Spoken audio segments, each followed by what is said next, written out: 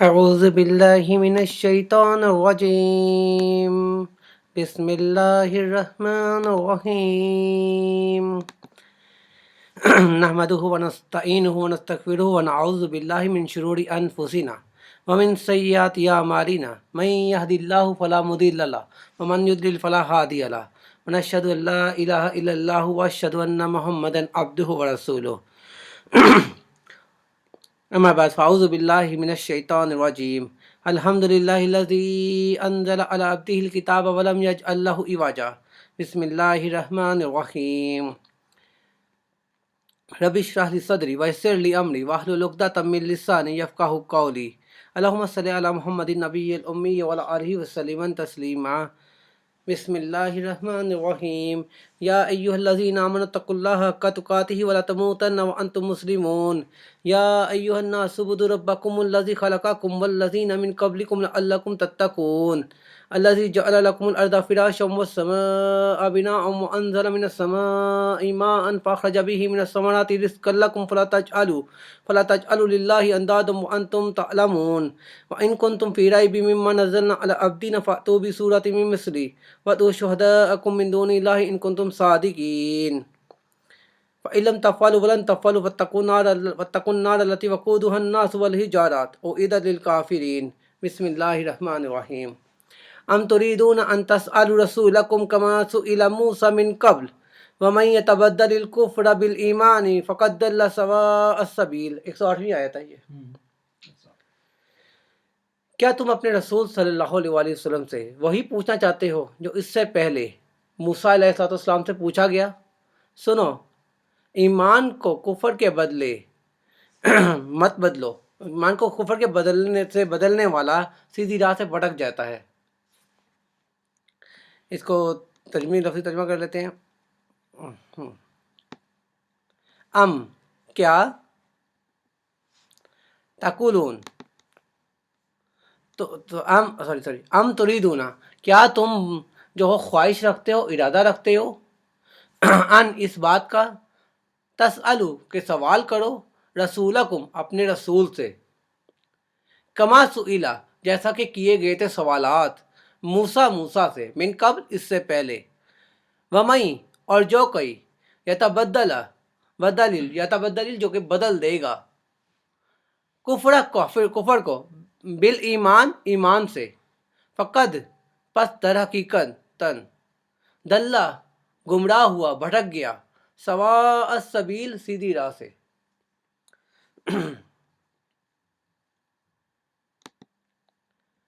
تو یہاں پر غور کریں تو چند الفاظات جیسے کہ دلہ گمراہ ہونا، بہک جانا، بھٹک جانا، یہ دلال سے نکلا ہے، جیسے بولا دالین، سوا برابر ہے، یکساں ہے، انہیں جیسے سواء علیہم انذرتہم ام لم تنذرہم لا یؤمنون، انہیں برابر ہے تم سکھاؤ نہ سکھاؤ، وہ ایمان لانے والے نہیں۔ سبیل رستہ، سبل کی جمع ہے یہ۔ اب یہ آیت تھی، اس کے نازل ہونے کے بارے میں پڑھتے ہیں کہ اس کے بارے میں ڈیفرنٹ روایات آتی ہیں، جیسے کہ ابن حاتم رحمۃ اللہ علیہ جو ہیں وہ سعید اور کرمرہ کے تھرو جو ہے یہ روایت کرتے ہیں حضرت ابن عباس رضی اللہ عنہ سے کہ رافع بن حریملہ اور وہاب بن زید یہودی، انہوں نے یہ نبی کریم صلی اللہ علیہ وسلم کی خدمت میں حاضر ہو کر عرض کی کہ یا رسول اللہ صلی اللہ علیہ وآلہ وسلم، اگر آپ سچے نبی ہیں تو آپ صلی اللہ علیہ وسلم ہمارے پاس آسمان سے کوئی کتاب لائے، ہم اس کو پڑھیں یا زمین سے چشمے جاری کر دیں۔ اگر آپ صلی اللہ علیہ وسلم ایسا کریں گے تو ہم آپ صلی اللہ علیہ وسلم کی اتباع کریں گے اور تصدیق کریں گے اور یقین آپ پر ایمان لیں گے۔ تو اس پر یہ آیت نازل ہوئی۔ اب علامہ بغوی رحمۃ اللہ علیہ کے نزدیک جو ہے وہ یہودیوں نے جو نبی کریم صلی اللہ علیہ وسلم سے کہا تھا کہ آپ آسمان سے ساری کتاب کیوں نہیں لے کے آتے، جس طرح کہ موسیٰ علیہ السلام تو رات لے کر آئے تھے، اس طرح آپ ساری کتاب لے کے آئے تھے، تو اس پہ یہ کتاب نازل ہوئی۔ ایک اور قول ملتا ہے کہ ابو العالیہ رحمۃ اللہ علیہ فرماتے ہیں کہ ایک شخص نبی کریم صلی اللہ علیہ وسلم سے کہتا ہے، کہا اس نے ایک شخص نے کہ یا رسول اللہ صلی اللہ علیہ وآلہ وسلم، کاش کہ ہمارے گناہوں کا کفارہ بھی اسی طرح ہو جاتا جس طرح بنی اسرائیل کے گناہوں کا کفارہ ہوتا تھا۔ آپ صلی اللہ علیہ وسلم نے یہ سنتے ہی 3 دفعہ جناب باری تعالیٰ میں عرض کی، نہیں الہی نہیں، ہم یہ نہیں چاہتے۔ پھر فرمایا سنو، بنو اسرائیل میں جہاں کوئی گناہ کرتا تو اس کے دروازے پر قدرتاً لکھا ہوا پایا جاتا، اور ساتھ ہی اس کا کفارہ بھی لکھا ہوا ہوتا کہ اب یا تو دنیا کی رسوائی منظور کر کے کفارہ ادا کرو، اپنے گناہوں پوشیدہ گناہ ظاہر کرو، یا کفارہ نہ دے کر آخرت کی رسوائی منظور کر لو۔ لیکن تم سے اللہ تعالیٰ نے کیا فرمایا؟ اللہ تعالیٰ فرما رہا ہے کہ جس سے کوئی برا کام ہو جائے یا وہ اپنی جانوں پر ظلم کر بیٹھے پھر استغفار کرے تو وہ اللہ کو بہت بڑا بخشش اور مہربانی کرنے والا پائے گا۔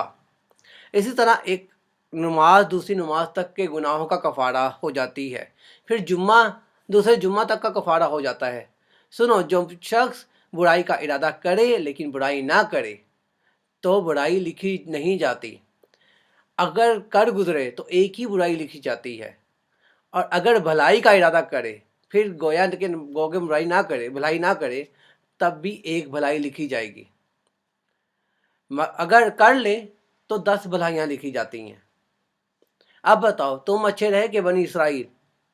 تم بنی اسرائیل سے بہت اچھے ہو، ہاں باوجود اتنے رحم کے پھر بھی کوئی ہلاک ہو تو سمجھو یہ خود ہلاک ہونے کے والا ہے۔ تو اس پر یہ آیت نازل ہوئی۔ تو اس طرح کے ڈفرینٹ ملتی ہیں کہ کہاں یہ کس موقعوں پہ یہ آیت نازل ہوئی۔ اور اگر ہم اس آیت کو غور کریں تو اس آیت کے اندر اللہ تعالیٰ جو فرما رہا ہے، کیا تم اپنے رسول سے وہی سوال کرنا چاہتے ہو جو اس سے پہلے موسیٰ سے کیے تھے؟ اگر ہم غور کریں تو یہاں کیا ہے، کس لحاظ ہے؟ اس سے پچھلی آیتوں میں بھی یہودیوں سے تعلق ہے، آگے بھی یہودیوں سے تعلق آ رہا ہے، تو یہ بھی یہودیوں سے اور مسلمانوں دونوں سے تعلق ہے۔ یہودیوں نے کیا کیا تھا کہ یہودیوں نے موسیٰ علیہ السلام سے طرح طرح کے سوالات کیے تھے، اور ایک سوال تو اتہا تک پہنچ گیا تھا کہ جیسا کہ ہم نے سورہ بقرہ میں پیچھے پڑھا ہے، تو انہوں نے کہا تھا وَإِذْ قُلْتُمْ يَا مُوسَىٰ لَن نُؤْمِنَ لَكَ حَتَّىٰ نَرَى اللَّهَ جَهْرَةً، کہ ہاں اے جب یاد کرو جب تم نے موسیٰ سے کہا کہ ہم ہرگز ایمان نہ لائیں گے اس وقت تک جب تک کہ ہم اللہ کو اپنی آنکھوں سے نہ دیکھ لیں۔ تو انہوں نے تو یہاں تک سوال کر لیا تھا، اور محمد صلی اللہ علیہ وسلم سے کیا سوال تھا کہ جو سوال ہم نے پڑھے دو کہ ایک تو پوری کے پورا قرآن پکڑ لے آؤ، اور دوسرا زمین میں جو ہے پانی لے آؤ، چشمے ٹوٹے یہ ہو جائے۔ تو یہ چیزیں تم لوگوں نے اس سے پہلے موسیٰ سے کر چکے ہو اور تمہیں اس کے جوابات مل چکے ہیں۔ اور یہاں پر دوسری چیز مومنوں سے کہی گئی کہ وہ یوں کہا گیا کہ یہودی کیونکہ تو جو اس چیز پہ یقیناً ہے کہ یہ لوگ ہیں ادھر سے بنو اسحاق سے ہیں، اور یہ کسی طور پہ نبی کریم صلی اللہ علیہ وسلم کو جو بنی اسماعیل سے ہیں کبھی ایکسیپٹ نہیں کریں گے، تو اس بنا پر یہ کیا کر رہے ہیں کہ یہ خود تو گمراہ ہوئے ہوئے ہیں اور تمہیں بھی گمراہ کر رہے ہیں، تمہیں بھی جان جان کے ایسے ایسے سوالات بتاتے ہیں، بول رہے ہیں کہ تم ان سے کرو تنقیدیہ سوالات کرو تاکہ جو ہے نبی کریم صلی اللہ علیہ وسلم کو تم تنگ کر سکو۔ جیسے یہ لوگ تنگ کریں گے نبی کریم صلی اللہ علیہ وسلم سے، انہیں بھی پتہ کہ بہت سے سوالات کے نزدیک کیا ہوگا، حلال چیزیں حرام ہو جائیں گی اور حرام چیزیں حلال ہو سکتی ہیں، اور ان کے اوپر انتہائی سختی ہو سکتی ہے۔ تو جب انتہائی سختی ہوگی تو یہ خود بہت ایمان چھوڑ کے بھاگیں گے۔ تو اس طرح کے یہ سوالات کرنے سے اللہ نے منع کیا کہ مت کرو ایسے سوالات جس کا تم ایزیلی جواب جو تمہارے لیے آگے مشکل ہو پیدا کر دیں، جیسا کہ آتا ہے کہ کسی واقعہ کے ہونے سے پہلے میرے نبی صلی اللہ علیہ وسلم سے فضول سوال نہ کرو، یہ کثرت سوال کی عادت بہت بری ہے۔ اور ایک اور جگہ ارشاد ہوتا ہے، ایمان والو ان چیزوں کا سوال نہ کیا کرو جو ظاہر کر دی جائیں تو تمہیں برا لگے، اگر تم قرآن کے نازل ہونے کے زمانے میں ایسے سوالات کا سلسلہ جاری رکھو گے تو یہ باتیں ظاہر کر دی جائیں گی۔ اور ایک اور حدیث ملتی ہے نبی کریم صلی اللہ علیہ وسلم کی کہ مسلمانوں میں سے سب سے بڑا مجرم وہ ہے جو اس چیز کے بارے میں سوال کرے جو حرام نہ تھی، پھر اس کے سوال کرنے سے حرام کر دی گئی۔ اسی طرح ایک شخص نبی کریم صلی اللہ علیہ وسلم سے سوال کیا ایک شخص نے کہ ایک شخص جو ہے وہ اپنی بیوی کے ساتھ کسی غیر مرد کو پائے تو کیا کرے؟ اگر لوگوں کو خبر کرے تو یہ بڑی بے شرمی کی بات ہے، اگر چپ ہو جائے تو بڑی بغیرتی کی بات ہے۔ آپ صلی اللہ علیہ وسلم کو یہ سوال بہت ہی ناگزیر گزرا، بہت برا گزرا معلوم ہوا۔ اور بعد میں کیا ہوا؟ بعد میں ہم نے پڑھتے ہیں کہ ہوا یوں کہ اس شخص کے ساتھ یہی سیم واقعہ پیش آ گیا، اور اس وقت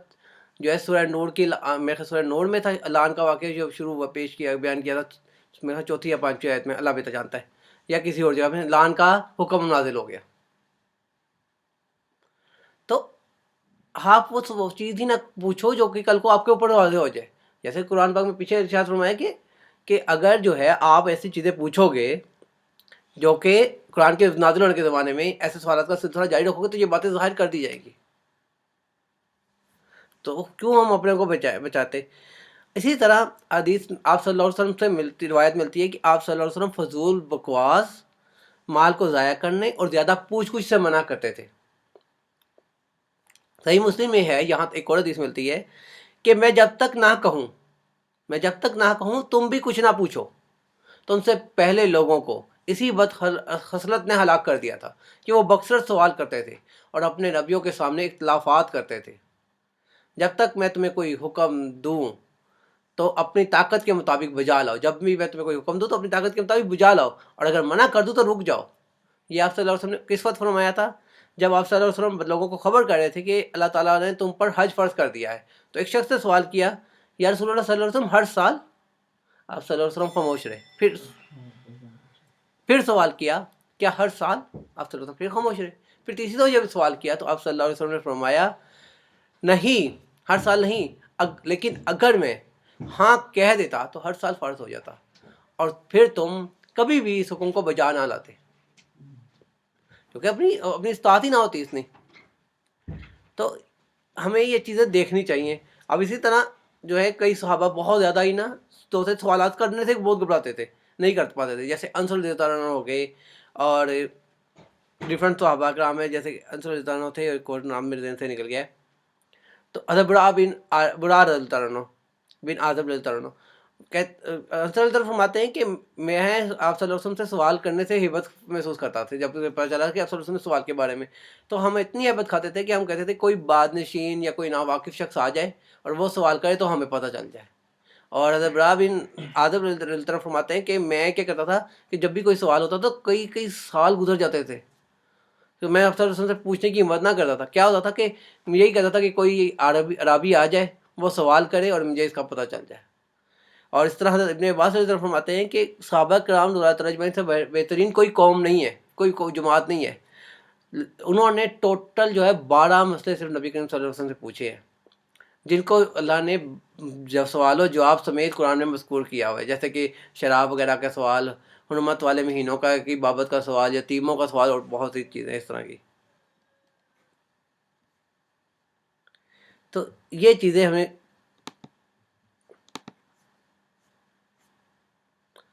اسی طرح جو ہے اب آتا ہے کہ کیا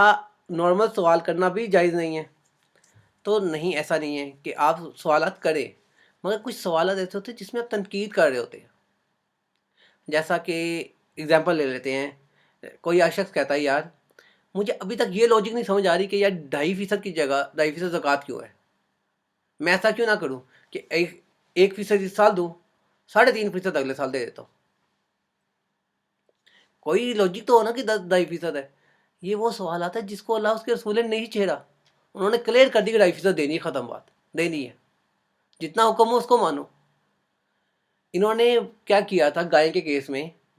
کیا کیا تھا؟ سوالات پہ سوالات کر کے اپنے لیے گائے مشکل سے مشکل بنا دی تھی۔ سمپل تھا گائے ذبح کر دو، کر دیتے۔ تو اسی طرح سمپل سی چیزیں جو اب اللہ کہہ رہا ہے وہ کر دو، ضرور اپنے اوپر حجت ڈالنی ہے۔ جب بھی ہم جو ہے لیٹ اسیوم یہاں پہ بھی کسی چیز کے بارے میں چلے پڑے، اور جی اب ایک چیز ہے وہ پتہ ہے ہمیں حرام ہے، اب اپنی دل کی تسلی کے لیے زبردستی لوگوں سے پوچھنا شروع کر دیں، اور کوئی ایک اور دوسرا شخص جیسے کہ کوئی مرغی ہے جس کے پاس حلال نہیں لکھا ہوا، اور ہم جا کے کہیں جی مرغی حلال ہے، اوکے جی ہاں مرغی حلال ہے، 100 بندوں نے انکار کر دیا اور ایک بندے نے اقرار کر کے ہم اس پہ اڑ گئے جی ہاں جی اس نے تو اقرار کر دیا نا، جو ہماری دل کی بات ہے وہ تو پوری ہو گئی۔ تو اس چیزوں سے منع کیا کہ اپنے دل کی تمنائیں نہ کرو جو چیز ہے کہ، اور نہ ہی اس طرح سے اس کی مثال ایک اور ملتی ہے قادیانیوں سے، اسپیشلی قادیانی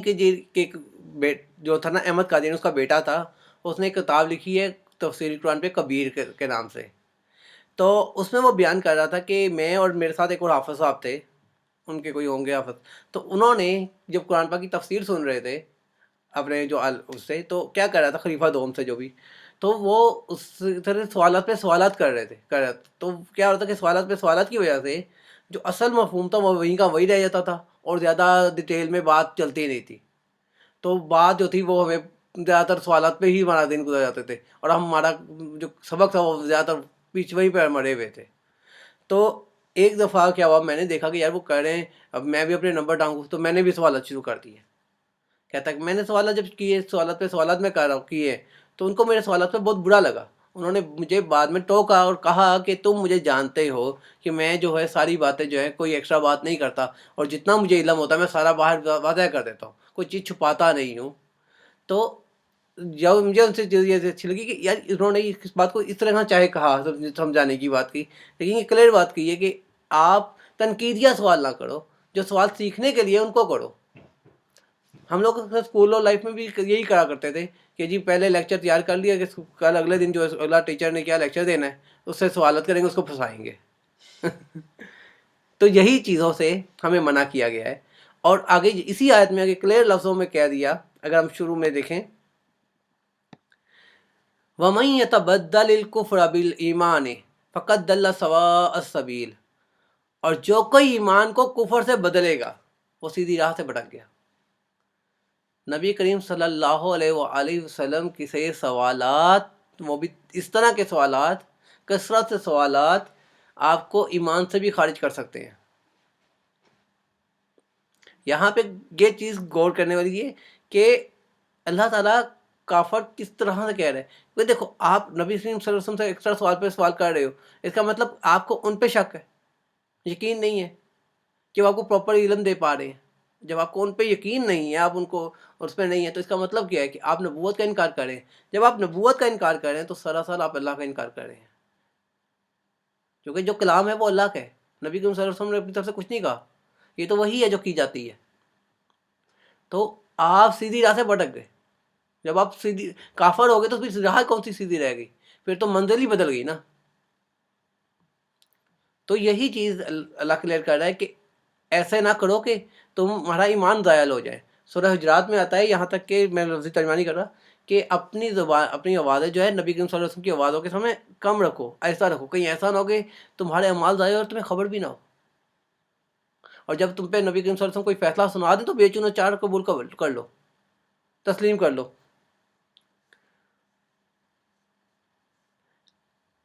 تو یہاں پہ یہ چیزیں ہیں کہ آپ لوگ اپنی ہٹ ڈرمی، اپنی جو ہے اپنا غروریت، تکبر، یہ سب چیزیں سائڈ پہ رکھیں۔ اصل جو چیز ہے، جب آپ نبی کریم صلی اللہ علیہ وسلم کے سامنے بات کر رہے ہیں تو آپ نے ان چیزوں کو سمجھنا ہے۔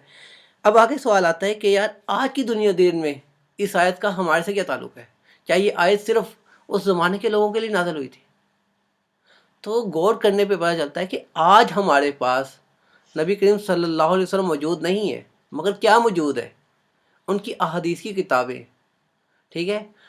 ان کی احادیث کی کتابیں موجود ہیں، وہ عالم موجود ہے جو احادیث کے اوپر ساری زندگی گزار رہے ہیں۔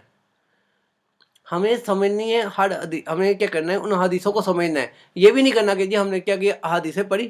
سورہ پر میں نے ایک حدیث پکڑ لی جو کہ صحیح بخاری میں ہے کہ جو ہے نبی کریم صلی اللہ علیہ وسلم نے جو ہے ہاتھ اٹھا کے نماز پڑھی، کیا کہتے ہیں ورڈ،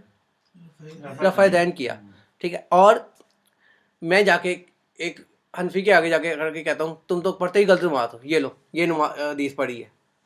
وہ آگے سے کیا کرتا ہے، وہ کہتا ہے اچھا بھیا تم ایسی باتیں کر رہے ہو، وہ جاتا ہے سنن نبی داؤد یا سنن نبی ماجہ میں سے، دونوں میں کسی میں ایک حدیث موجود ہے جس میں وہ یہ لکھا ہوا کہ نبی وہاں پہ رفع دین نہیں کیا گیا، وہ اٹھاتا ہے لا کے میرے منہ پہ مارتا ہے، یہ لو اس کو کہتے ہیں حدیث ہائی جیک کرنا، کہ نہ تو میں نے سیاق و سباق پڑھا، نہ تو میں نے سمجھا کہ یہ حدیث کہاں کہی گئی تھی، نہ تو اس نے سمجھا۔ اصل جو چیز ہے وہ سمجھنے کی کیا ہے کہ اصل چیز سمجھنے کی حدیث آئی کہاں تھی۔ ایک اور حدیث اس طرح ملتی ہے کہ ایک شخص کہتا ہے آیا نبی کریم صلی اللہ علیہ وسلم کے پاس کہ کیا میں روزے میں اپنی بیوی کو بوسہ دے سکتا ہوں؟ کہا ہاں دے سکتے ہو۔ دوسرا آیا دے سکتا ہوں، نہیں دے سکتے۔ دونوں آئے ایک ہی وقت میں ہیں قریباً یا تھوڑا بہت میں، تو صحابہ کرام دونوں بڑے پریشان کہ یہ کیا ہوا ہے۔ تو ماجرا پوچھا گیا تو بتایا گیا کہ جو وہ شخص تھا اس کے اندر کنٹرول تھا، وہ اپنے میں کنٹرول کر سکتا، یہ نہیں کر سکتا، جو تفسیر کے طور پر اتارو۔ تو اس بات سے یہ کلیئر ہوا کہ ہمیں کیسے ہم ایک حدیث کو لے کر یہ فیصلہ کر سکتے ہیں کہ یہ سب کچھ صحیح ہے، یہ سب کچھ ایسے ہی ہے۔ ہمیں جب تک کہ اس کی بنیاد کا نہ پتا چلے، وہ کون بتائے گا ہمیں؟ وہی عالم جنہوں نے ساری زندگی ان پہ گزار رہے ہیں، جنہوں نے اچھا خاصا مطالعہ کیا ہے۔ ہم لوگ آج ان 10 سالہ جو 10 سال ائمہ کا کورس کرتے ہیں ان کو ہم سمجھتے کچھ نہیں ہے، کہ ہم کہتے ہیں کہ نہیں جی نہیں، ہم نے گوگل سے سب کچھ سیکھ رہے ہیں، ہمارے سامنے کتابیں لکھی ہوئی حدیث کی، ہم انہیں پڑھ کے ہم سب کچھ کر سکتے ہیں، ہم نے ماسٹر کیا ہوا ہے، ہم نے فلاں کیا ہوا ہے۔ ہم کیسے کر سکتے ہیں؟ انہوں نے اپنی ساری زندگی گزار دی ہے اس چیز پر، ان کا علم ہم سے ہر طرح سے زیادہ ہے۔ ہمیں ان سے سمجھنا ہوا کہ یہ حدیث کس موقع پر آئی اور کیوں بیان کی گئی، تبھی ہم سمجھ سکتے ہیں ہاں جی ہم کس موقع پہ ہمیں کیا کام کرنا چاہیے۔ اللہ ہمیں ہدایت دے۔ اگلی آیت کی طرف چلتے ہیں۔ بسم اللہ الرحمن الرحیم۔ وَدَّ كَثِيرٌ مِّنْ أَهْلِ الْكِتَابِ لَوْ يَرُدُّونَكُم مِّن بَعْدِ إِيمَانِكُمْ كُفَّارًا حَسَدًا مِّنْ عِندِ أَنفُسِهِم مِّن بَعْدِ مَا تَبَيَّنَ لَهُمُ الْحَقُّ فَاعْفُوا وَاصْفَحُوا حَتَّى يَأْتِيَ اللَّهُ بِأَمْرِهِ إِنَّ اللَّهَ عَلَىٰ كُلِّ شَيْءٍ قَدِيرٌ وَأَقِيمُوا الصَّلَاةَ وَآتُوا الزَّكَاةَ وَمَا تُقَدِّمُوا لِأَنفُسِكُم مِّن خَيْرٍ تَجِدُوهُ عِندَ اللَّهِ إِنَّ اللَّهَ بِمَا تَعْمَلُونَ بَصِيرٌ۔ ان اہل کتاب کے اکثر لوگ باوجود حق کے کھل جانے کے محض حسد و بغض کی بنا پر تمہیں بھی ایمان سے ہٹا دینا چاہتے ہیں۔ تم بھی معاف کر دو اور چھوڑ دو یہاں تک کہ اللہ اپنا حکم لائے، یقیناً اللہ ہر چیز پر قدرت رکھتا ہے۔ تم نماز قائم رکھو، زکوٰۃ دیتے رہو، اور جو کچھ بلائی تم اپنے آگے لے کر بھیجو گے اللہ سب کچھ اللہ کے ہاں پالو گے۔ اللہ تعالیٰ تمہارے اعمال کو بخوبی دیکھ رہا ہے، خوب دیکھ رہا ہے۔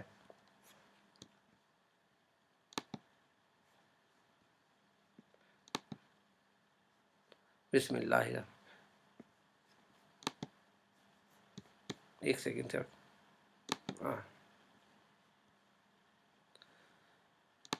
بدہ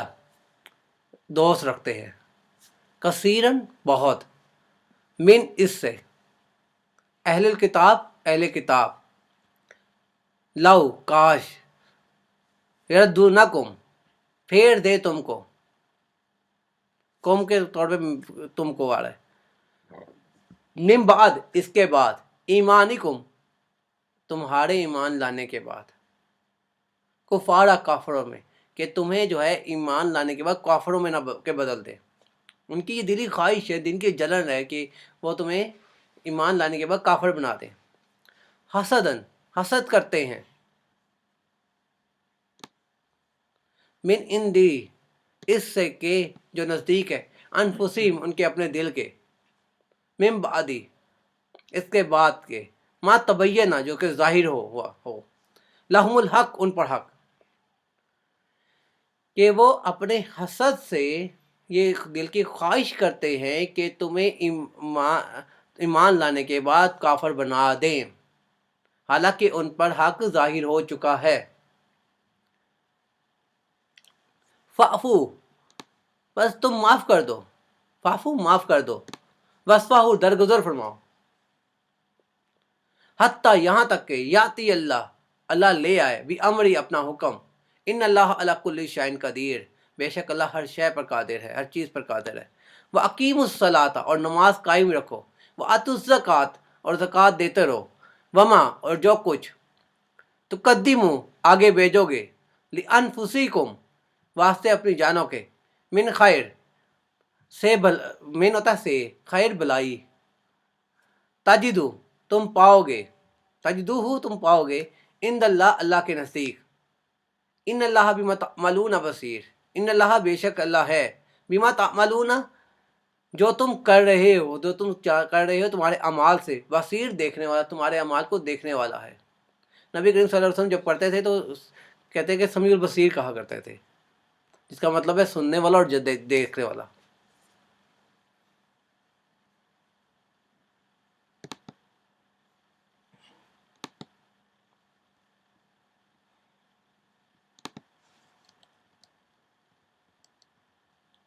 اچھا جی، تو یہ جو آیت ہیں، جو دو آیتیں ہیں، ان میں سے پہلی آیت کے بارے میں جو آتا ہے، یہ نازل ہوئی تھی ایک حضرت ابن عباس صلی اللہ علیہ وسلم فرماتے ہیں کہ حیا بن اخطب اور ابو یاسر بن اخطب، یہ دو یہودی تھے، اور یہ عربوں سے بہت زیادہ بغض کرتے تھے، بہت زیادہ حسد کرتے تھے، اور ان کو سب سے زیادہ بغض جو حسد تھا وہ اسی بات پر تھا کہ نبی کریم صلی اللہ علیہ وسلم عربوں میں کیوں آئے، ہم میں کیوں نہیں۔ تو اس وجہ سے یہ کیا کرتے تھے، جو لوگ دین کی طرف جا رہے تھے ان کو اس سے روکتے تھے، راتوں دن اسلام کو پھیلنے کی کوششوں سے روک رہے ہوتے تھے، ان کو بڑا ہوتا تھا کہ کوئی مسلمان کیوں ہے۔ تو انہی کے بارے میں یہ آیت کہتے ہیں کہ نازل ہوئی۔ کعب بن مالک رحمۃ اللہ علیہ ہیں، یا رضی اللہ عنہ مجھے معاف فرمائے، وہ کہتے ہیں کہ ایک یہودی کعب بن اشرف تھا، یہ بہت ایک شاعر گزرا ہے ان کا، اور یہ نعوذ باللہ اپنے شعر میں نبی کریم صلی اللہ علیہ وسلم کی ہجو بیان کرتا تھا، اور اس شخص کے بارے میں کہتے ہیں کہ یہ آیت نازل ہوئی ہے، اللہ ہی بہتر جانتا ہے۔ تو اب بات دراصل یہ ہے کہ یہ لوگ حق کو جان کر، نبی کریم صلی اللہ علیہ وسلم کو پہچان کر انکار کر دیتے نا۔ ہم پیچھے سب کو پڑھ چکے ہیں کہ نبی کریم صلی اللہ علیہ وسلم کو ایسے جانتے تھے جیسے اپنی بیٹیاں، اور آگے یا نہ صرف یہ بھی پڑھ چکے ہیں کہ یہ اس بات پہ جو ہے انکار کر کے بیٹھے ہوئے ہیں کہ نبی کریم صلی اللہ علیہ وسلم بنو اسماعیل سے کیوں آئے، بنو اسحاق سے کیوں نہیں آئے۔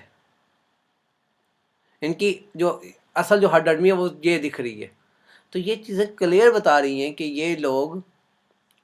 جو ہے انکار پہ مادہ ہے، اور یہ حق کو جان کر بھی بلا وجہ حسد کر رہے ہیں۔ اور ایک اور حدیث پڑھ چکے ہیں جس کا آخری لائن میں پڑھتا ہوں کہ جب تک میری جان میں جان ہے میں ان کی بات نہ چلنے دوں گا، نہ ہی ان کی بات چلنے دوں گا، اور کچھ اس طرح جب تک میری جان میں جان ہے ان کے خلاف کروں گا، اور ان کی بات چلنے نہ دوں گا۔ یاد ہے یہ حضرت صفیہ رضی اللہ عنہ کی حدیث بیان کی تھی میں نے۔ تو اس بات پہ یہ کلیئر کر رہے ہیں کہ یہ لوگ حسد و عناد کی بنا پر مسلمانوں کا وجود ذرا بھی برداشت نہیں کرنا چاہ رہے، ان کو گوارا ہی نہیں ہے۔ یہ چاہتے ہیں کسی طرح سے مسلمان جو ہے اسلام چھوڑ دے، جیسے انہوں نے پچھلے آیت کے مطابق کوشش کر رہے تھے کہ سوالات پہ سوالات کریں جسے چھوڑ دیں۔ اب یہ کیا کر رہے ہیں، ان کے اندر اسلام کے خلاف بغض پیدا کر رہے ہیں، یہ شک و شبہات پیدا کر رہے ہیں، جس سے کیا ہوگا کہ مسلمان کہیں گے اوہ یار یہ چیز ہے، یہ چیز ہے۔ گھبراہٹ میں جب انہیں کوئی جواب نہیں ملے گا، جنہیں کوئی چیزوں کا کوئی ان کو نظر نہیں آ رہا، تو وہ ایک دم گھبرائیں گے کہ یہ کیا ہو گیا۔ جیسے کہ کوئی آیت اللہ نے نازل کی اور اس میں حکم کچھ ایسا تھا کہ مسلمان حیران کہ یار اس وقت یہ حکم کی بجائے دوسرا حکم کیوں نہیں نازل کر دیا، ٹھیک ہے نا۔ تو بندہ پریشان ہو جائے۔ اب جیسے کہ میں نے بھی لعن کے بارے میں بات کی کہ حکم کیا جی کہ کسی نے کوئی شخص کسی اور نیک عورت پہ الزام لگاتا ہے نا، بہتان لگاتا ہے، تو وہ 4 گواہ پیش کرے۔ اگر وہ 4 گواہ نہیں پیش کرتا تو اس سے 80 کوڑے مارو۔ اور پھر دوسری دفعہ آتا ہے کہ اگر دوسری طرف کے جی وہ 4 قسمیں کھائے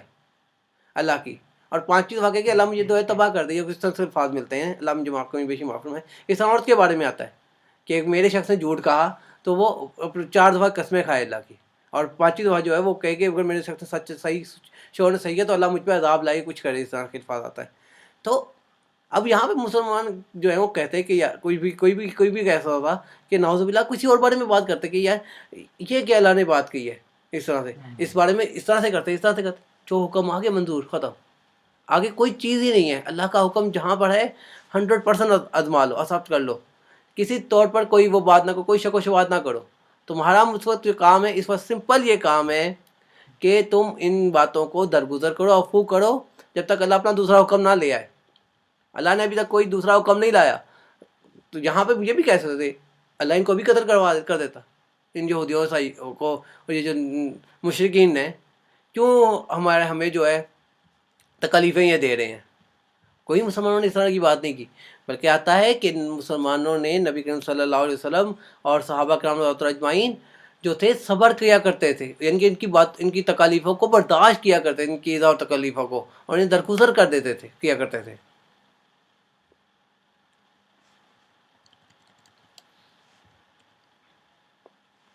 جیسا کہ سورہ عمران کی آیت بھی ملتی ہے ان کے اسی طرح کے مفہوم میں,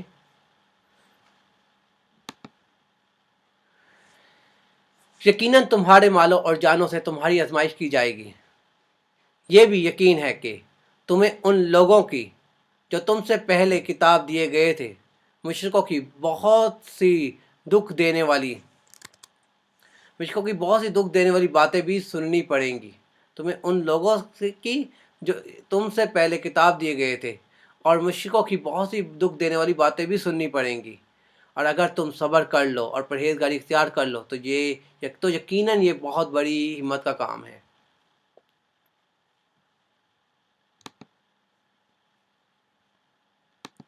تو اسی طرح مسلمانوں کے بارے میں آتا ہے کہ مسلمان جو تھے صبر کیا کر رہے تھے, اور جو ہے پھر بعد میں جو حکم آیا وہ سورہ توبہ میں بھی ہمیں ملتا ہے کہ حکم جو کلیئر کر دیا گیا ان کو قتل کر دو. جو اتنا اس طرح کا حکم سخت حکم آ گیا تھا. اور بلکہ اس سے پہلے اس کے بارے میں آتا کہ زیادید کو قریش کو صنادید کو قریش کو قتل آپ صلی اللہ علیہ وسلم سے کرا دیا تھا.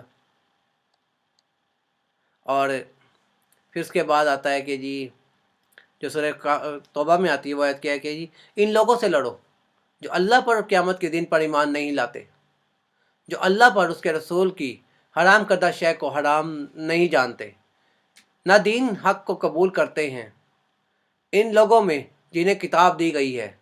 یہاں تک کہ وہ ذلیل و خوار ہو کر اپنے ہاتھ سے جزیہ ادا کرے. اور سورہ توبہ کی آیت نمبر 5 میں جو ہے وہ کلیئر ملتا ہے, پس حرمت والے مہینوں کے گزرتے ہی مشرکوں کو جہاں پاؤ قتل کرو, انہیں گرفتار کرو, ان کا محاصرہ کر لو اور ان کی طاق میں ہر گھاٹی میں جا بیٹھو. اگر وہ توبہ کر لے اور نماز کے پابند ہو جائے تو زکوٰۃ ادا کرنے لگے تو ان کی راہیں چھوڑ دو,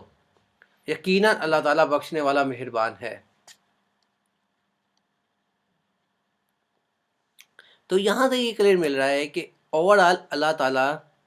مسلمانوں کو اس وقت جو کام کہہ رہا ہے سونپ رہا ہے وہ کیا ہے؟ صبر, اپنے کام سے کام رکھو. تمہیں میں نے نماز پڑھنے کو کہا ہے, نماز پڑھو, زکوٰۃ دو, جو تمہارے نیک کام ہے وہ کرو. تم ان کی باتیں لے کے اپنے دماغ پہ نہ بیٹھ جاؤ یار اچھا ٹینشن ہے, انہوں نے تکلیفیں دی ہوئی ہیں, ہم گھر بیٹھے ہوئے ہیں جی تکلیفیں سہ رہے ہیں. تکلیفیں سہ رہے ہو, ان کو درگزر کرو, ان کو چھوڑ دو, سوچنا چھوڑ دو ان کی طرف. تم اپنے ایمان کو تو برقرار رکھو, اپنی نمازیں کیوں چھوڑ کے بیٹھے ہو؟ نمازوں کو تو برقرار رکھو, زکوٰۃ تو دو. جو کام ہے تمہارے دین کے اصل کام ہے ان کو تو چھوڑو نا. تمہارا کام ہے دین کو پھیلانا, پھیلاؤ. جو تم نیک عمل کرو گے وہ سارے کے سارے کام جو ہیں آگے چلیں گے.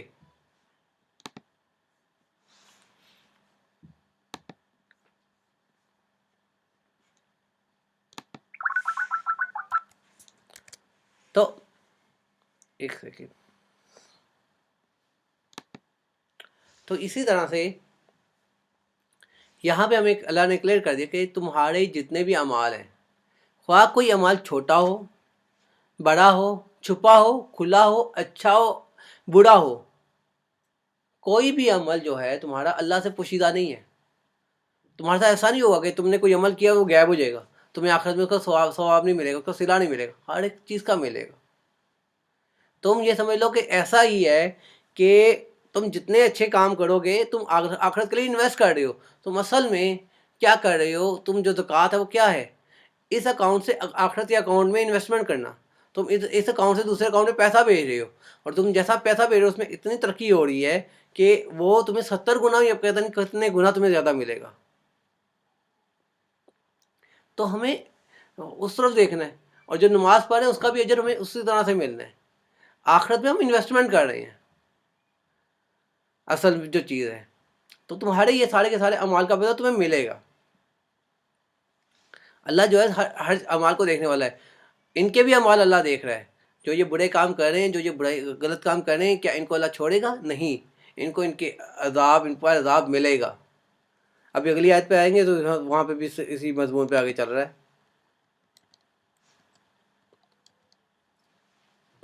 بسم اللہ الرحمن الرحیم.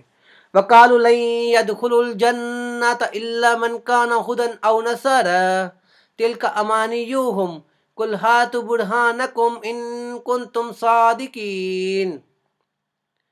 بل من أسلم وجهه لله وهو محسن فله أجره عند ربه ولا خوف عليهم ولا هم يحزنون. وقالت اليهود ليست النصارى على شيء وقالت النصارى ليست اليهود على شيء وهم يتلون الكتاب كذلك قال الذين لا يعلمون مثل قولهم فالله يحكم بينهم يوم القيامة فيما كانوا فيه يختلفون. یہ کہتے ہیں کہ جنت میں یہود و نصارہ کے سوا کوئی نہ جائے گا، یہ صرف ان کی امنگیں ہیں، ان کی خواہشات ہیں. ان سے کہو اگر تم سچے ہو تو دلیل لاؤ، کوئی دلیل تو پیش کرو. سنو، جو بھی اپنے تئیں خلوص کے ساتھ اللہ کے سامنے جھکا دے، بے شک اس کا رب پورا پورا بدلہ دے گا. اس پر نہ تو کوئی خوف ہوگا نہ وہ غمناک ہوں گے. یہودی کہتے ہیں نصرانی حق پر نہیں ہے، اور نصرانی کہتے ہیں یہودی حق پر نہیں ہے، حالانکہ یہ پڑھے لکھے لوگ ہیں. اس طرح کی اور اسی طرح ان ہی جیسی بات میں علم بھی کرتے ہیں. قیامت کے دن اللہ تعالیٰ اس اختلافات کا فیصلہ ان میں کر دے گا.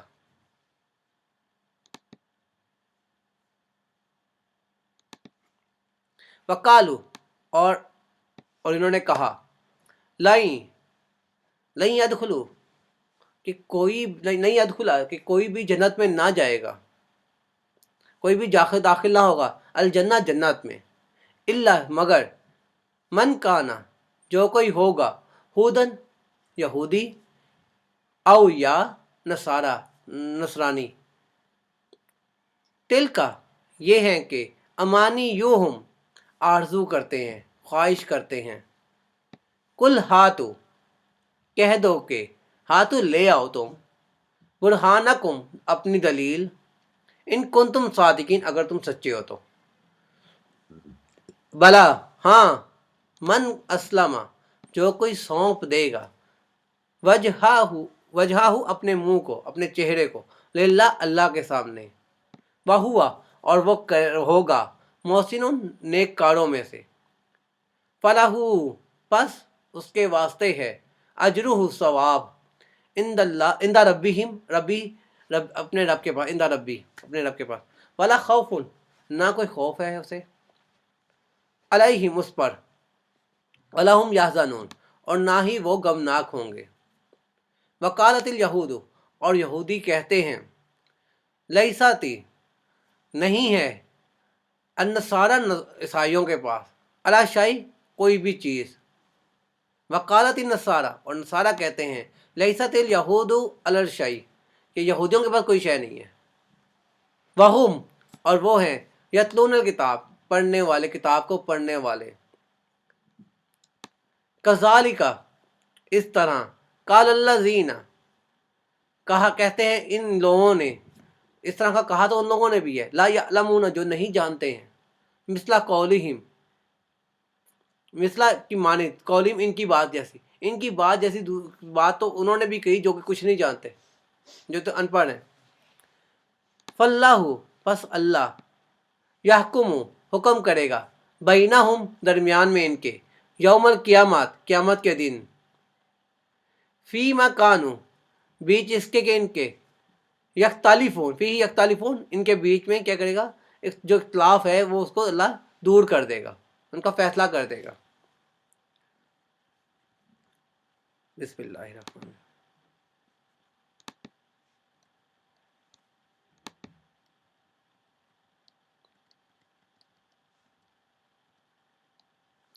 تو یہاں پر جو ہے اللہ تعالیٰ جو ہے بیان جو کر رہا ہے وہ یہ ہے کہ اب یہودی اور نصرانی جو ہیں وہ کیا کہہ رہے ہیں کہ جی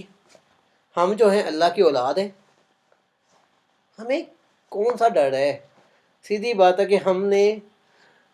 سیدھے سیدھے جنتی ہیں اور ہمارے سوا کوئی بھی جنتی نہیں ہے، اگر تمہیں جنتی بننا ہے تو ہمارا مذہب اختیار کر لو۔ یہ تیسری سازش کر رہے ہیں، کنٹینیو اسی آج کے لیکچر کے دوران کی دیکھی جائے کہ پہلے سوالات ڈالے، پھر شک و شبہات اور ڈال دیے مسلمانوں میں کافر بنانے کے لیے۔ اب کیا ہے تو ان کو کلیئر کر رہے ہیں کہ یار تم اپنے مسلمانوں تم لوگ غلط راہ پر، تم لوگ تو حق پر ہو ہی نہیں، ہم اللہ کی نعوذ باللہ اولاد ہیں، تو جنت میں تو ہم نے جانا ہے، تم نے تو جانا ہی نہیں ہے۔ تو اب اور دوسرا سوال آتا ہے کہ یہودی اور نصارہ نے تو کبھی بھی نہیں یہ الفاظ بولے کہ یہودی اور نصارہ کے سوا جو ہے کوئی جنت میں نہیں جائے گا۔ انہوں نے تو یہ کہا ہے کہ یہودی جنت میں نہیں جائیں گے اور نصارہ جنت میں نہیں جائیں گے الگ سے، کبھی یہودیوں کے علاوہ کوئی جنت میں نہیں جائے گا، عیسائیوں کے علاوہ کوئی جنت میں نہیں جائے گا، انہوں نے کبھی بھی اکٹھا نہیں کہا۔ تو اللہ تعالیٰ نے ان کے دونوں کے مفہوم کو اکٹھا کیا ہے پہلی آیت میں بیان کرنے کے لیے کہ یہ دونوں کا اصل مقصد کہتے تو یہی ہے نا کہ دونوں ہی جنتی ہیں، اس کے علاوہ تیسرا کوئی جنتی نہیں ہے، خواہ وہ ایک دوسرے کو نہیں مانتے لیکن وہ کہتے یہی ہیں۔ کہ سورہ مائدہ میں آتا ہے کہ انہوں نے کہا کہ جی ہم اللہ تعالیٰ کی اولاد ہیں اور اس کے محبوب ہیں، جس کے جواب میں اللہ تعالیٰ نے کہا کہ پھر تم پر قیامت کے دن عذاب کیوں ہوگا۔ تو اس کے مفہوم پر بھی ہم نے پیچھے بیان کر دیا، اور اس کے علاوہ ہم نے پیچھے یہ بھی بیان کیا کہ جب انہوں نے کہا تھا کہ جی ہم تو صرف چند روز کے لیے جہنم میں جائیں گے، تو وہ بھی کلیئر کر دی، جاؤ دلیل لے کر آ جاؤ، وہاں پہ بھی یہ فیل ہو گئے تھے۔ اور اب ان کا یہ قول بھی کہ صرف یہ جنت میں جائیں گے، یہ بھی فیل کر دیا کہ تم لوگ نہیں جانے والے جنت میں۔ ہاں جس نے کوئی نیک عمل کیا ہے، جو اپنے خلوص کے ساتھ، خلوص نیت کے ساتھ اللہ کے سامنے جھکا اور نیک کاروں میں رہا، نیکیاں کرتا رہا، تو اس کا تو اجر اللہ کے پاس ہے، اسے نہ کوئی خوف ہے نہ کوئی ڈر، نہ وہ غمناک ہوں گے۔ تو یہ باتیں تو ان کے لیے ہیں، کیونکہ نبی کریم صلی اللہ علیہ وسلم تک دیکھا جائے تو حضرت موسیٰ علیہ السلام سے لے کر کنٹینیوسلی کتنے یہودی نیک گزرے ہوں گے۔ یہ نہیں کہ سارے کے سارے ہی برے تھے، کوئی نہ کوئی تو اچھے بھی تھے نا جو موسیٰ علیہ السلام کے ساتھ تھے۔ تو جو لوگ اچھے تھے ان کے بارے میں تو اللہ نے برا نہیں کہا نا، ان کے بارے میں تو یہی ہے کہ وہ ان کا جو اعمال کا بدلہ وہ اللہ نے دینا ہے، تم اپنے اعمال کی بات کرو۔ اسی طرح عیسائیوں کے بارے میں کہ تم اپنے اعمال کی بات کرو، تمہارے اباء و اجداد کیا تھے، جو تھے وہ تھے، اپنے کی بات کرو، تم اپنے میں کیا ہو، جو تم کر رہے ہو اس کا بدلہ تمہیں دینا ہے، انہوں نے نہیں دینا۔ تو اسی طرح کلیئر کیا جا رہا ہے یہاں پہ اگر ہمارے لیے دیکھا جائے تو میں دیکھوں اسلمہ وجہ سے مراد خلوص اور واہو محسن ان کو سنت رسول مقبول صلی اللہ علیہ وسلم سمجھ رہا ہوں۔ کیوں؟ اس کا ریزن یہ سمجھ آتی ہے کہ جو ہم لوگ ہیں، ہم لوگوں میں خلوص اور سنت یہ دو چیزوں کا پیرو ہونا ضروری ہے۔ پہلی چیز، اگر خلوص ہے، صرف خلوص ہے اور ہم سنت کو فالو نہیں کر رہے تو اعمال مردود ہیں۔ نبی کریم صلی اللہ علیہ وسلم کی حدیث ہے جو شخص ایسا عمل کرے جس پر ہمارا حکم نہ ہو، وہ مردود ہے۔ ایک اور جگہ آتا ہے قرآن پاک کا ارشاد آتا ہے یعنی انہوں نے جو اعمال کیے ہم نے سب رد کر دیے۔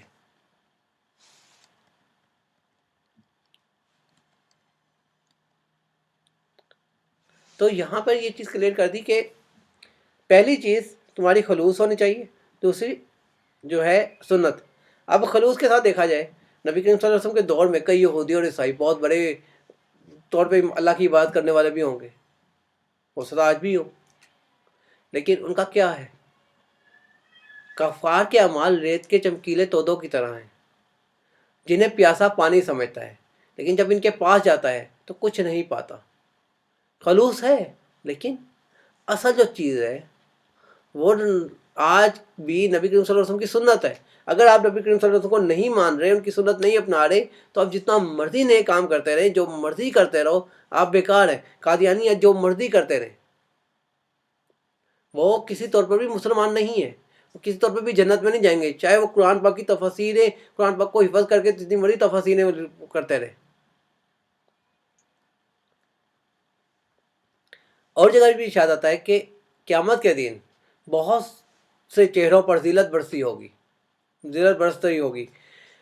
جو عمل کرنے والے، تکلیفیں اٹھانے والے ہوں گے اور بھڑکتی ہوئی آگ میں داخل ہوں گے، اور گرم کھولتا ہوا پانی انہیں پلایا جائے گا۔ حضرت امیر المومنین عمر بن خطاب رضی اللہ عنہ اس کو یہود و نصارہ کے علماء سے لیتے تھے اور عابد لوگوں سے مراد لیتے تھے، ٹھیک ہے۔ لیکن میں اگر آج کے دور میں بھی دیکھوں تو آج ہم لوگ بھی اسی میں شامل ہیں کہ ہم نے کئی دیکھے، کئی لوگ بہت زیادہ عمل کرنے والے نظر آئیں گے، ماشاء اللہ داڑیاں رکھی ہوئی ہر چیزیں، مگر اگر دل میں وہ نبی کریم صلی اللہ علیہ وسلم کی سنت نہیں اپنا رہے، یا وہ صرف خلوصی دکھانے کے لیے خلوص ہے، جیسے کہ خلوص دکھا کر، یعنی خلوص چاہے دل کے اندر ہے، آپ جب تک نبی کریم صلی اللہ علیہ وسلم کی سنت نہیں اپنا رہے تو بیکار ہے۔ اب دوسری طرف دیکھا جائے، اگر آپ صرف نبی کریم صلی اللہ علیہ وسلم کی سنت اپنا رہے ہیں اور خلوص نہیں ہے تو آپ منافق ہیں۔ کلیئر لفظوں میں تو وہ تو کلیئر قرآن نے کلیئر کر دیا کہ جب جیسے کہ منافق نمازیں بھی پڑھتے تھے، لیکن ان کے بارے میں یہ کلیئر ہے کہ ان کا دل ہی صاف نہیں، دل کی نیت ہی نہیں صحیح تھی۔ جب دل کی نیت ہی نہیں صحیح، خلوص ہی نہیں، تو بھی وہ مردود ہے۔ اللہ تعالیٰ ان کے بارے میں آتا ہے، فرماتا ہے کہ منافق اللہ کو دھوکہ دیتے ہیں اور وہ انہیں دھوکہ دیتا ہے، یعنی کہ وہ اللہ کو دے رہے ہیں، اللہ ان کو دے رہا ہے۔ نماز کو کھڑے ہوتے ہیں تو سستی کرتے ہیں، سستی سے کھڑے ہوتے ہیں، صرف لوگوں کو دکھانے کے لیے عمل کرتے ہیں، اور اللہ کا ذکر بہت کم کرتے ہیں۔ اور پھر ایک اور جگہ آتا ہے کہ فویل للمصلین، کہ ان نمازیوں کے لیے ہلاکت ہے، یا نمازیوں کے لیے ویل ہے جو اپنی نمازوں سے غافل ہے، جو ریاکاری کرتے ہیں اور چھوٹی چھوٹی چیزوں پہ جو ہے چیزیں بھی روکتے پھرتے ہیں۔ اللہ تعالیٰ ایک اور جگہ کہتا ہے کہ جو شخص اپنے رب سے کی ملاقات کا آرزو مند ہو، اسے نیک عمل کرنا چاہیے اور اپنے رب کی عبادت میں کسی کو شریک نہیں کرنا چاہیے۔ پھر فرمایا انہیں ان کا رب اجر دے گا، اور نہ انہیں ڈر ہوگا نہ کوئی خوف ہوگا۔ سیدھی بات ہے، جب اللہ تعالیٰ، ہم لوگ نیک جو کام کر رہے ہیں وہ کس لیے کر رہے ہیں؟ دنیا میں بھی ہم یہی کرتے ہیں کہ ہم اگر کوئی چھوٹی جاب کر رہے ہیں یا کچھ کر رہے ہیں، کیونکہ آگے ہم زیادہ ارننگ کر سکیں، ہم ایک اچھے مقام پر پہنچ سکیں، دنیاوی زندگی اچھی ہو سکے۔ اسی طرح ہم آخری زندگی کے لیے بھی کرتے ہیں کہ ہم جتنے نیک عمل کر رہے ہیں، ہم کیا کر رہے ہیں کہ وہاں پر جا کر ہم جنت کو پا لیں، اور پھر جنت کے آگے مرتبے ہیں کہ ہم اونچے مرتبے پہ کو فائز ہونے کی کوشش کریں۔ تو یہ ہر ایک کی خواہشات ہوتی ہیں، تو ہم اسی کے مطابق کر رہے ہیں، جتنا کریں اس کا ہمیں اجر اللہ نے دینا ہے۔ نہ ہمیں آخرت میں ڈر ہوگا کہ ہمارے سے دنیا چھن جائے گی، یہ ہوگا، یہ کسی قسم کو ملال نہیں ہوگا۔ اور اب آگے آتا ہے کہ اب یہ یہودیوں نے، اگلی آیت جو آتی ہے کہ یہ جو یہود و نصارہ جو ہیں، یہ کہتے ہیں کہ یہودیوں کے پاس کچھ نہیں ہے، کوئی چیز نہیں، اور عیسائی کہتے ہیں، یہودی کہتے ہیں عیسائیوں کے پاس کچھ چیز نہیں ہے، یہودی کہتے ہیں عیسائیوں کے پاس کوئی چیز نہیں ہے۔ تو ہوا یہ تھا کہ نجران کے عیسائی، نصرانی جو تھے، نجران کے عیسائی نبی کریم صلی اللہ علیہ وسلم کے پاس آئے، اور جو تھا نبی کریم صلی اللہ علیہ وسلم کے پاس جب آئے تو اس وقت یہودیوں کو علماء بھی نبی کریم صلی اللہ علیہ وسلم کے پاس آئے۔ اب جب انہوں نے دوسرے کو ہوا تو یہ کیا کہہ رہے ہیں کہ یہ ایک دوسرے کو لگانے لگ پڑے، کہنے لگے جی یہودیوں کے پاس کچھ نہیں ہے، اور یہودی کے عیسائیوں کو کچھ نہیں کہ ہم عیسیٰ علیہ السلام کو نہیں اور انجیل کو نہیں مانتے، تو ادھر سے وہ کہنے لگ پڑے جی عیسائیوں کا وفد، ہم جو ہے موسیٰ علیہ السلام کو اور تورات کو نعوذ باللہ نہیں مانتے جی، تو تمہارے پاس کچھ نہیں ہے۔ تو یہ ایک دوسرے پر بہتان لگانے پر لڑنے لگ پڑے ایک طرح کے، حالانکہ یہ کتاب پڑھنے والے لوگ ہیں، اللہ تعالیٰ کے پڑھنے والے لوگ ہیں، اور یہ باتیں جو کر رہے ہیں یہ اپنے آپ پہ اپنے خود سے کر رہے ہیں، جبکہ شروع میں جو یہودی عیسائی تھے وہ کئی ایسے بھی تھے جو کہ بہت پکے ایمان کو تھے، جو کہ بعد میں جن کی اولاد خراب ہوئی یا جو بھی ہوا، تو یہ کلیئر کیا جا رہا ہے کہ تم لوگ اب جو کر رہے ہو، جتنا بھی تم لوگ ہو، تمہارا جو ایمان ہے، جو کچھ بھی ہے، تم لوگ آپس میں بھی ایک دوسرے کے ساتھ نہیں ہو، ایک دوسرے کو اپوزٹ لڑ رہے ہو کہ جی اس کے پاس کچھ نہیں، اس کے پاس کچھ نہیں ہے۔ یہی باتیں تو وہ بھی کرتے ہیں جو قریشی مکے والے ہیں، قریشی ہیں، ان کے پاس تو علم نہیں ہے، وہ تو بدو لوگ ہیں، ان پڑھ جنہیں تم کہتے ہو، وہ بھی یہ کہتے ہیں نعوذ باللہ کہ نبی کے صلی اللہ علیہ وسلم حق پر نہیں ہے، تو وہی باتیں تو تم کر رہے ہو۔ تو اللہ تعالیٰ جو ہے ان کا فیصلہ، اختلاف کا فیصلہ جو ہے قیامت والے دن کرے گا، جیسا کہ ارشاد کرتا ہوتا ہے کہ سورہ حج میں مومنوں یہودیوں اور صابیوں اور نصرانیوں اور مجوسیوں اور مشرکوں میں قیامت کے دن اللہ تعالیٰ فیصلہ فرمائے گا۔ اللہ تعالیٰ ہر چیز پر گواہ اور موجود ہے۔ اور ایک اور جگہ ارشاد ہوتا ہے کہ اب کہہ دو کہ ہمارا رب ہمیں جمع کرے گا، پھر حق کے ساتھ فیصلہ کرے گا، وہ باخبر فیصلہ کرنے والا ہے۔ اللہم صلی علی محمد نبی الامی صلی اللہ علیہ وسلم۔ ربنا ظلمنا انفسنا وان لم تغفر لنا وترحمنا لنكونن من الخاسرین۔ سبحان ربی العزت عما یصفون وسلام علی المرسلین والحمد للہ رب العالمین۔ السلام علیکم ورحمۃ اللہ وبرکاتہ۔